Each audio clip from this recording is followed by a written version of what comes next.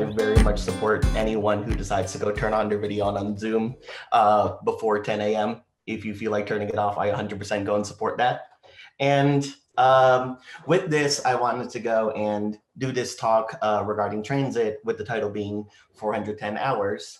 And with that, just wanted to go try to explain once again. It was just me. I'm Mark. I am based in the Bay Area. I've been here for 6 years now. And I do have to admit this, I kind of have a bit of a confession.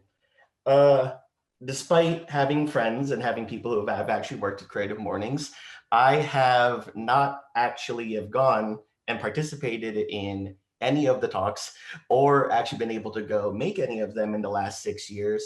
And it wasn't because I wasn't able to go necessarily make them. It wasn't necessarily because I just wasn't able to go be available for those things. But the main reason why I wasn't able to go do it, which is also pertinent towards our topic regarding transit, was the commute. I'm one of 100,000 people who live in San Francisco who commute to the South Bay. I'm also one of the 10% of people in the Bay Area who commutes more than 1 hour each way. And through the years I've gone and I've done almost every commute available option, be it taking the tech shuttles, to driving my car up and down to 280, to most recently going and taking the Caltrain. And my commute on average has been about 1.25 hours each way.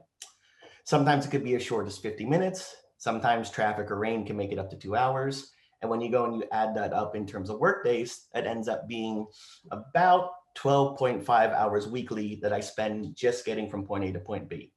If you were to crunch numbers for the number of work days since January, that would equal roughly 545 hours from January to October that I would just be trying to get from one place to another. Now, before we move forward, just 3 things I wanted to go call out. First, when I moved here to the Bay Area, knowing beforehand that I'd be getting this type of door-to-door commute. Before that, I was living in Chicago, and I also know my way around New York and my hometown of Philadelphia. And so I've never had a short commute, but this was for sure one of the longer ones. Second, I really like my job and I really like where I work at. That's a big one because if I didn't, I wouldn't see this as much value, heading on average 2+ hours a day, when instead I could opt for, deciding to go live in San Francisco and work in San Francisco. And finally, the number for this isn't actually 545 hours. It's actually 123 hours. And that's because of something that happened on March 16th, which I think a lot of us go and know, at least in the Bay Area, and also is probably similar in everywhere else, where we went and San Francisco and the Bay Area ordered shelter in place, and I, along with many others, have been working from home since.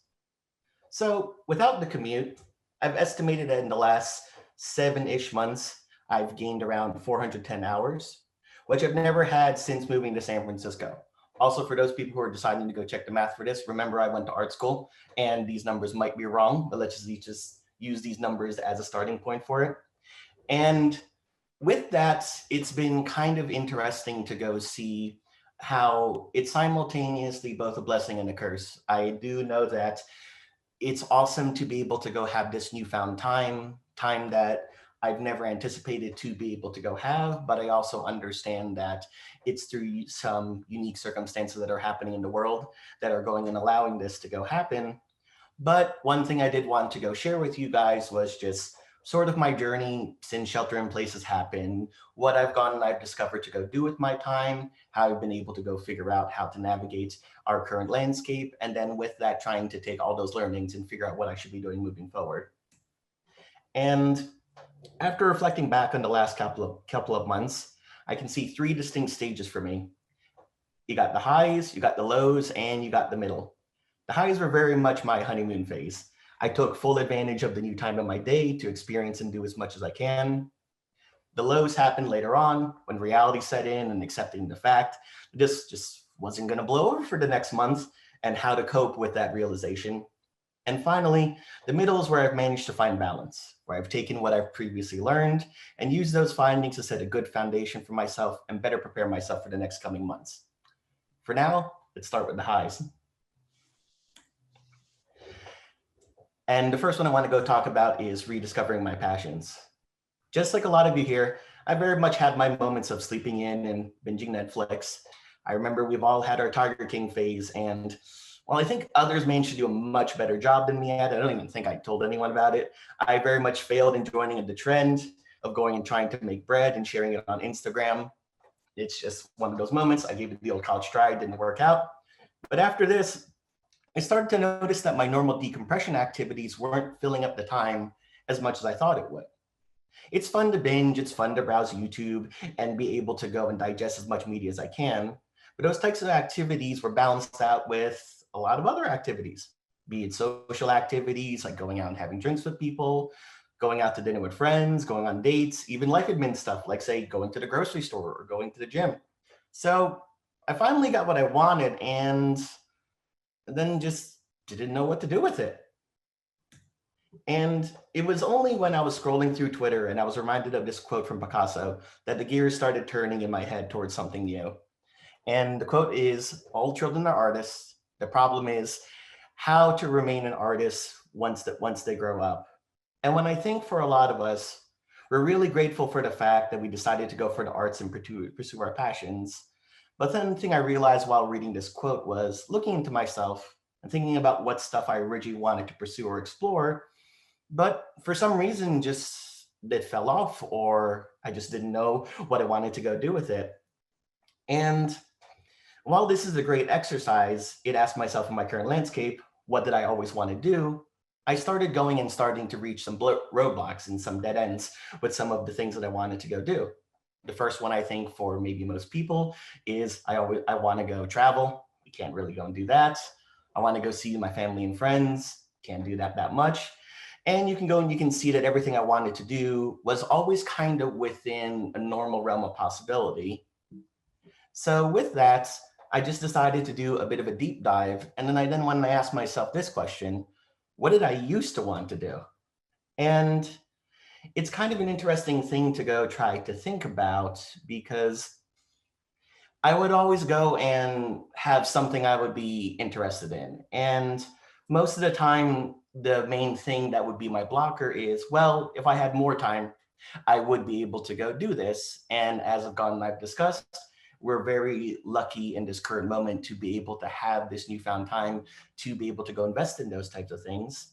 But then there was a very interesting other factor, which I think really resonated with me and kind of encouraged me to go do this more. And it was seeing this shift towards myself, craving inward validation as opposed to external validation. Now, while for sure I know that this part is just getting older, getting more emotionally mature, about focusing on yourself rather than impressing others, the X factor here is, well, with shelter in place, no one really cares what I'm doing. It's just kind of hard to constantly try to like be an influencer and post and do stuff when you're just stuck in the same place for months. And it was such a freeing concept to think that I could just explore and nurture these previous passions just without anyone judging me. All while I've gone and branched out and discovered a lot of things. And for the sake of time, I want to go try to narrow that down. So one big thing that I wanted to go talk about in terms of one of the passions that I've been trying to go explore is watches. Ever since I was a kid, I was always fascinated by them. My first watch was a Rugrats Reptar watch that I got from Burger King. I remember begging my dad for it and I wore it to class every single day. And I know my family's been super good about this, and I think it's still, look at it somewhere in the drawer in my bedroom, probably right next to my Pokemon cards and right next to my Beanie Babies. And it's gotten to the point where I've always worn a watch, that there's a noticeable watch tan when I forget to go wear it. Thankfully, as I said, I got a lot of creative friends, so they managed to go create a really good FPO version for me with this. And while I appreciated them, there was a lot of mystery to them. I never knew how they worked. I never knew what the difference was between, say, a $10 watch, $100 watch, or even a $1,000 watch. And up until now, I just kind of just left it at that. But with my newly allotted time, I decided to go down the rabbit hole and start to demystify this. And it was kind of cool to be able to go do the research and have this newfound time to be able to go start to learn what the terminology for a watch face was, all the components that go into the aesthetics of it. from there, being able to go understand that there's movements that are inside this stuff, being able to know the difference between, say, a quartz movement or an automatic movement. And while this was all really awesome in theory, and I think my previous self would have just stoked this towards just being very interesting from a knowledge base, being able to go have more time to be able to go and invest in exploring this, I decided to go turn this from it being theoretics towards trying to go do some more physical practices with it. So I remember going and just going on eBay or just going and checking places where you can go and you can buy watch lots, and then just buying some cheap tools on Amazon, and then just going and just basically just breaking a bunch of stuff. It got to this point where I started to understand all of these things and putting them into practice. And I started to understand how to go change the batteries. I understand how to go change the metal links, stuff that I think I always just used to watch repair person to be able to go do. And then as I started getting more and more comfortable with this, I then decided to actually go and fully invest in a kit for this stuff and be able to go do the project that I've kind of always wanted to go do, which is actually making my own watch. And that means going and setting up the dials, going and putting this inside its actual case, adding the band to it. And it was kind of awesome to be able to go do something so tactile, something that also required a lot of care. And for sure, this is a really awesome final result that I went and I posted. I actually had a mini panic attack because I think I actually broke it at one time. So that's the one that we don't share with anyone else. Remember, I'm a cool person. Please understand the fact that I'm doing super cool things. And with that, it then sort of opened up the floodgates, and I was really excited to be able to go and start to just branch out my collection. The big one that I was super excited about is the concept that while I understand the fact that just watches in general are very expensive, now that I started to understand how the sausage was being made with this, it was cool to be able to go say, buy a watch that normally should be very expensive for very cheap just because it's used parts, and then either grabbing a donor watch and just trying to go play around with it, being able to go explore and understand the difference between what components were very cheap versus say what components are very, very expensive. And it was just really cool to be able to go grab something which I normally went and just thought more in terms of the abstract, and be able to go make it much more tangible and be able to go build this mental toolkit to be able to go move forward for the rest of my life. And also the other thing that's really cool is you have these super cool magnifying glasses, which are really awesome for selfies. And with this, it's just, I managed to go use my time to be able to go commit to this stuff. And if you were to ask me a year ago if I was going to be fun for me to spend hours on eBay and YouTube figuring out what the best movement is to put in a 42mm case, I honestly question my sanity and recommend that I get out more. But at least for a time, having these various rabbit holes helped me spend less time doing content consumption and more time creating and making. And it was really great to be able to go keep myself busy and be able to go understand the fact that while I was stuck in one place, it was great to be able to go constantly find these avenues to be able to go do this stuff. So the one thing that I recommend to you guys is just ask yourself what was the last thing that you wanted to do that for some reason dropped off, and just explore the fact to go see if you're able to actually go and revisit that. And you'd be surprised to go see what in your new time you're able to go do. And for a while, this was fine. It was great to be in my own little world for a bit, being able to have this time to myself to just selfishly explore these avenues. And with the added benefit of staying inside, helping to flatten the curve, and also just staying safe for not only myself, but also for others. But it was only a matter of time when the real world would start injecting itself into my space. And it was a lot to process.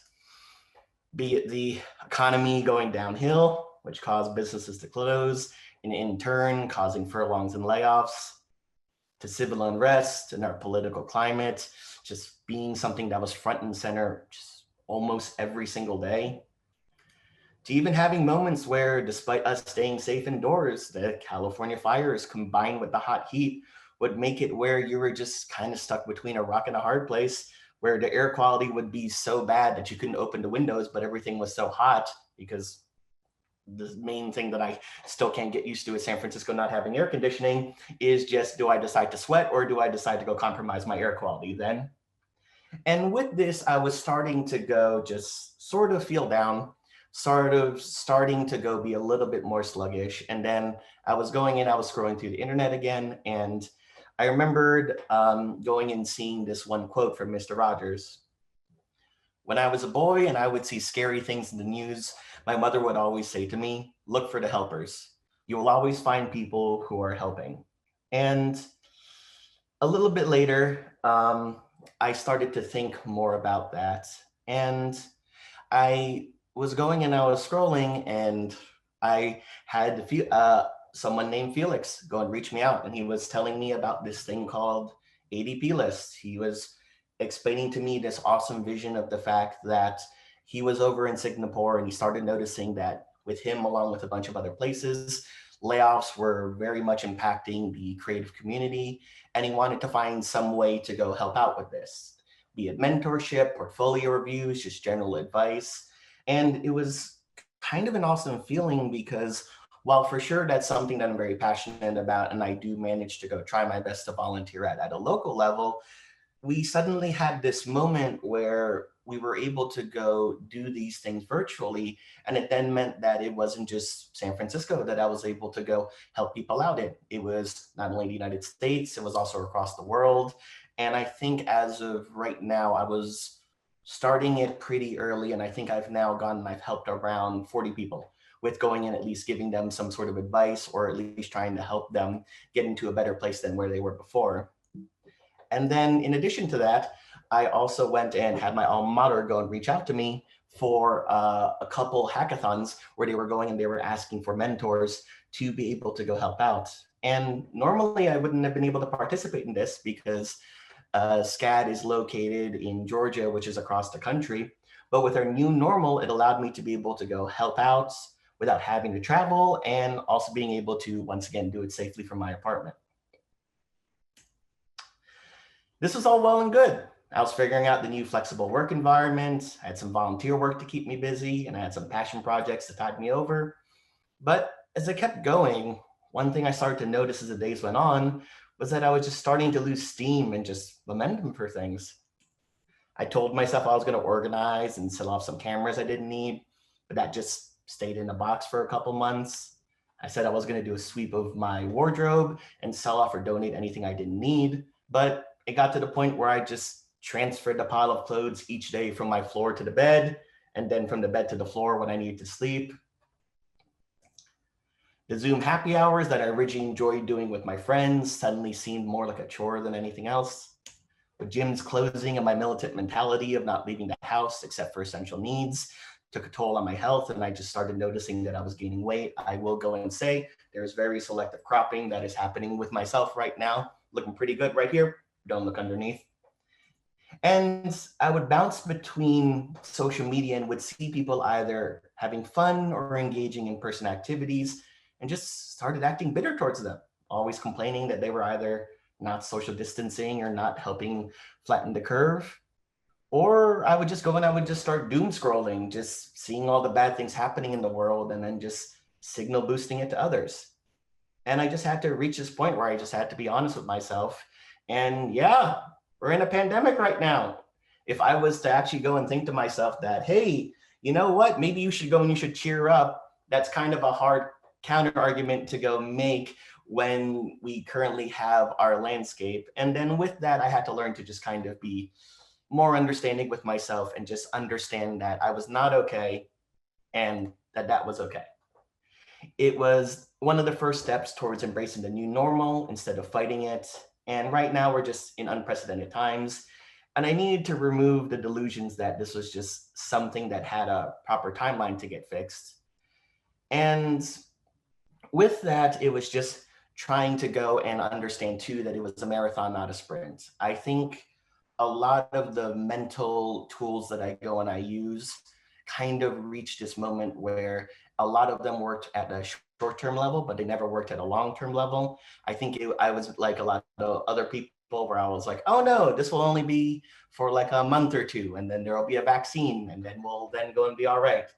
as we are now in October and there is no meaningful change towards a lot of those things. And with that, I then went and I realized that I kind of needed to do a bit of a reset, and I kind of needed to go just really go and center myself and understand what would be the most productive and best ways to understand how life would be for myself moving forward. And with that, we now finally get to where I'm currently at, which is the middle. With myself trying to go and see that I had these extremes, I had these really awesome high highs, I had these super low lows. I came out of it with an appreciation of knowing the full extent for both and trying my best to find a happy middle ground for all of this. And the first one was for sure, the big one for me was embracing what this new normal was instead of fighting it. The truth is right now, we need to go and just kind of accept and understand what we're doing with this stuff. And with that, it then meant just trying to go see what the opportunities were for those things. As I went and I said, Creative Mornings was something that I've always gone and I've respected, and I wanted to one time be able to go do this, but I knew that it would obviously be an uphill battle. But then thankfully through ADP lists and through the fact that we're able to go do this virtually, it's been awesome to be able to go and share this stuff with you guys. And on top of that, the fact that it's not just San Francisco, it looks like there's not only a lot of people from the United States, but all across the world. So just genuinely thank you guys for taking your time to go just listen to me when you could be doing some other things. And with that, the other one that I also needed to go embrace was the fact that with this new normal, it then meant that I couldn't just stay in my house the entire time. I had to figure out how to go outside. I had to go figure out how to have a healthier balance with this stuff. And the thing that I think I was super grateful for with San Francisco, especially, is with things like rapid testing, with most people going and wearing masks, it was great to be able to go turn something which I think normally would have been a super scary thing, but being able to go have a trusted group of people to be able to go share these experiences, well, for sure is different. At the same time, different necessarily isn't bad. Also, guys, pro tip, if you ever want to go and do a really awesome socially distant social activity, you just use your phone or get a camera, and just do some photo walks around your area. The next one was having hard conversations with myself about what was causing the negativity in my life and bucketing them primarily into two groups: what I can change and what I can't change. Obviously, I can't control when the pandemic is going to end, so I have to learn how to adjust my life towards that. But there were some things that I could make progress on, which before I previously thought weren't attainable. When the fire started, I was able to go to get some air purifiers to help better cope for when the air quality would drop. While I'm still nowhere near my ideal weight, the last 2 months I've been eating better, going out and getting some exercise. And while it's still a long way to go, I'm happy to see myself consistently losing weight in the last 2 months. And I also went and I made the decision to move. For context, this was a pretty crazy one for me to grasp. I only went and lived in my previous place for 1 year. And when my lease renewal went up, the apartment complex attempted to raise my rent in August during a pandemic. So with that, I kind of went and decided to nope out of that situation. And with rent prices going down across the entire Bay Area, managed to go find a place that is double the space of my previous one, but for the same monthly price. So they shot their shot, and I managed to go figure out a better situation for that. And it would have been one of those moments where if I didn't have the right mental space to be able to go do that, I probably would have thought it would have been a sound situation to go just continue to be in what my previous situation was. And finally, despite having this extra 410 hours of time, one thing that I didn't do since March was just take a vacation. I changed that last week and I went up to Sea Ranch, and it was much needed. Being able to go and decompress in a new area, being out in nature was very refreshing, and just taking a break from the normal grind, being able to not be in my apartment, being able to go experience a new place was one thing that allowed me to be able to go center myself and also have more clarity for what I need to go do next. So we're near the end of my talk. And I'd like to share one final story to nicely bookend the transit theme that when we had. And I'd like to go and I would like to talk about trains. And specifically, I'd like to go and I would talk about my commute that I previously had, which was in Chicago.